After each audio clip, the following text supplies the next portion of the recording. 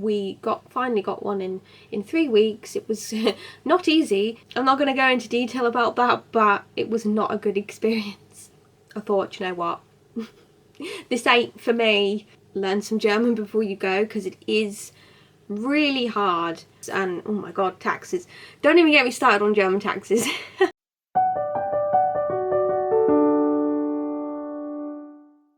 Hi guys, and welcome back to another video. So today is gonna be all about my kind of experience with having lived and worked in Germany.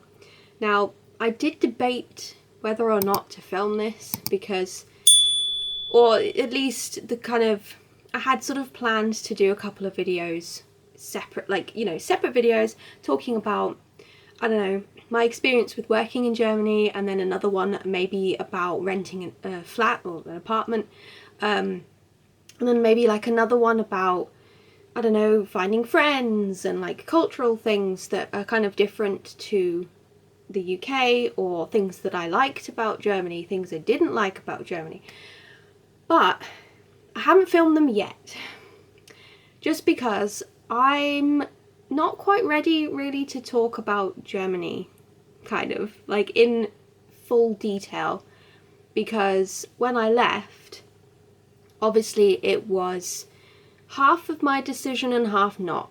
So most of the reasons why I left was because I couldn't afford to live there. It was just too expensive, and I thought that me and my boyfriend moving to the UK would be better because of there were just a variety of different reasons, but the main reason was because of jobs. I found it really difficult to find jobs in Germany, and yeah, there were just like financial things that would make more sense to be here, and just there was just sort of one thing after another that kind of built up and made me just think maybe life in the UK would be better.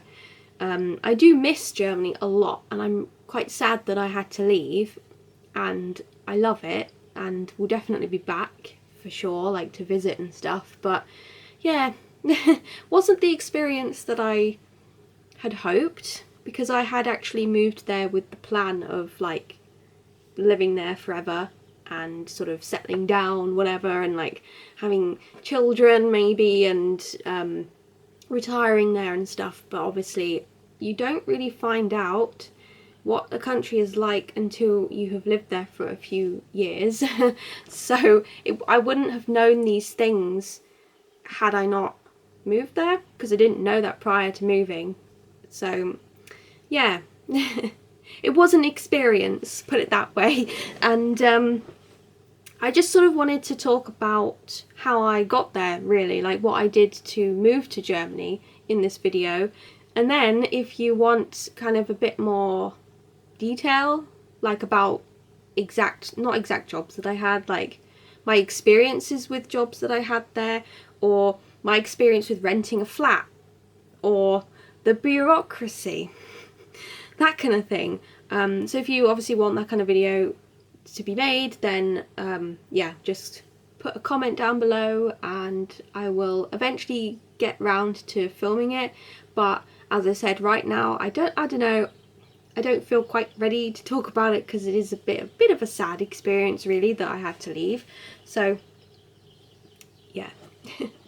So anyway, let's finally get on to how I actually moved to Germany. So I actually, before my university studies, between having left college from doing my A-levels and between that and doing university studies, I actually went to Germany anyway.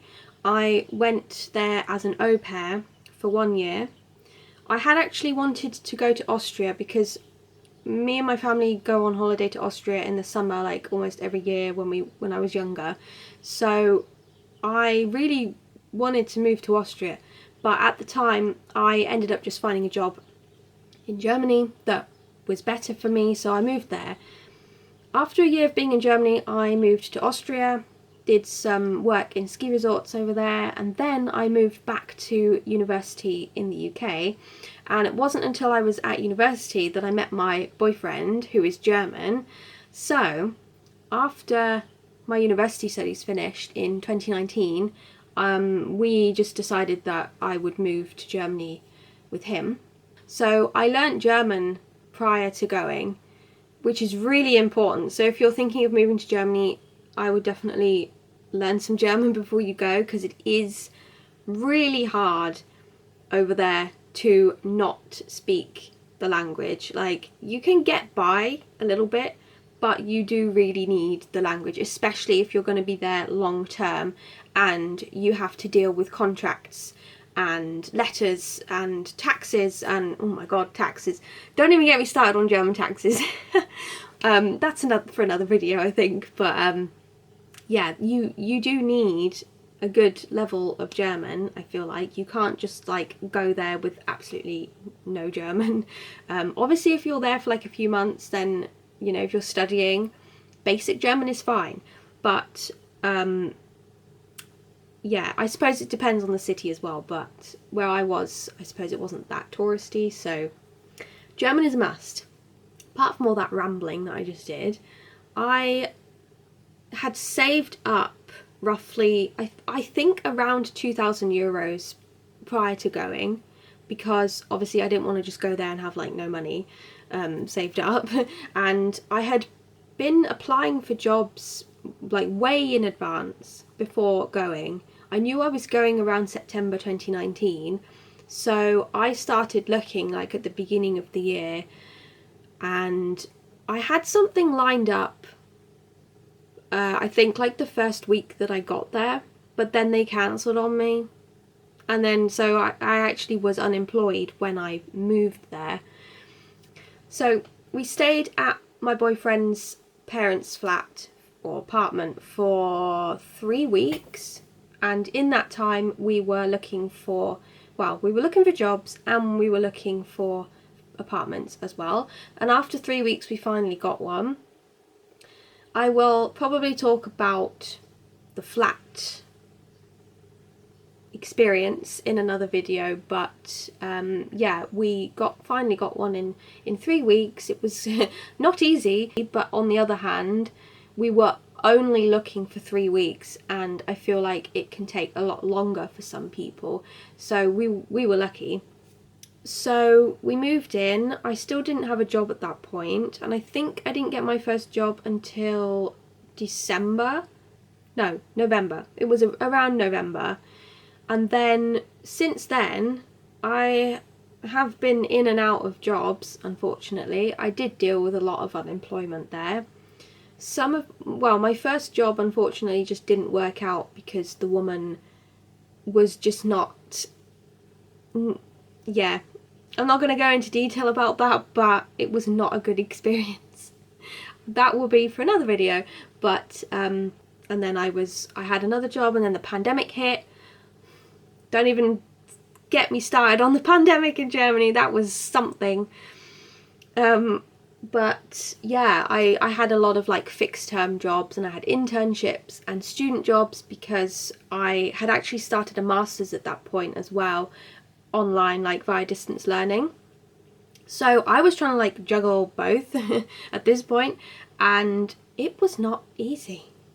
It was not as easy as I thought it would be, and honestly, towards the end, I kind of weighed up the pros and cons of living in Germany and just felt like it was time to come home.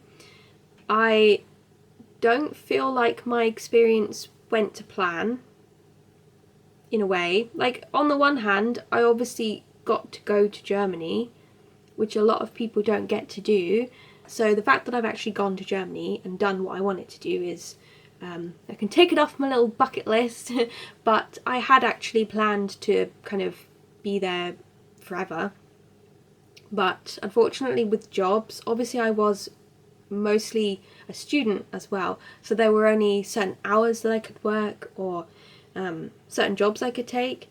Obviously I couldn't take like a full-time permanent role, but once I had finished my degree in 2022, I kind of expected to just be in full-time employment, but it didn't work out that way, because it was just, I had a few bad experiences and some of them were fixed term, and I, in the end, could not save any of my money because, firstly, Germany is bloody expensive and you have to pay monthly health insurance contributions, and even when I was unemployed, not earning anything, not having any help from the government, I was paying like over 200 euros a month, and it's like you can't not pay it.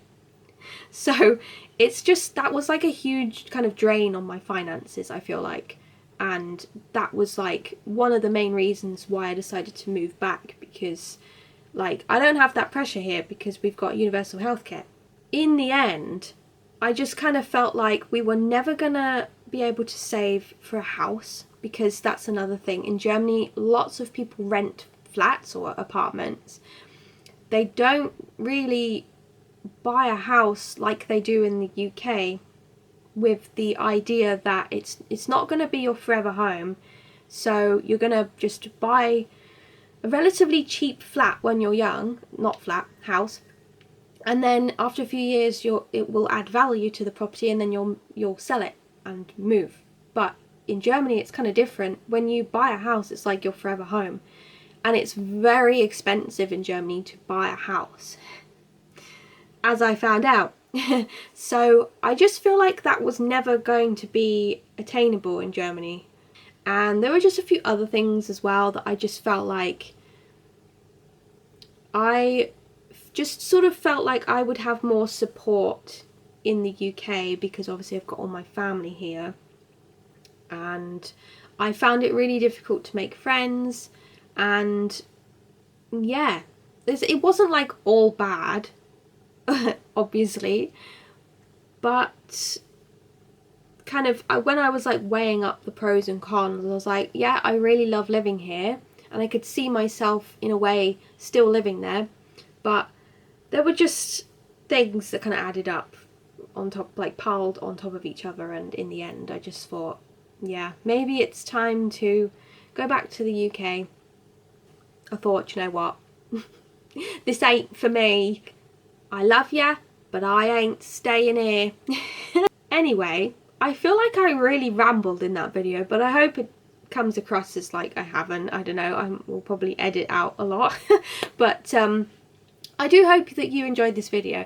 I have been meaning to make these kind of videos for a while, so I'm glad that I was able to kind of sit down and do it. Please feel free to subscribe, it's free, and like the video, and like, you know, give it a thumbs up, and click the little bell if you wanna be the first person to watch my next video.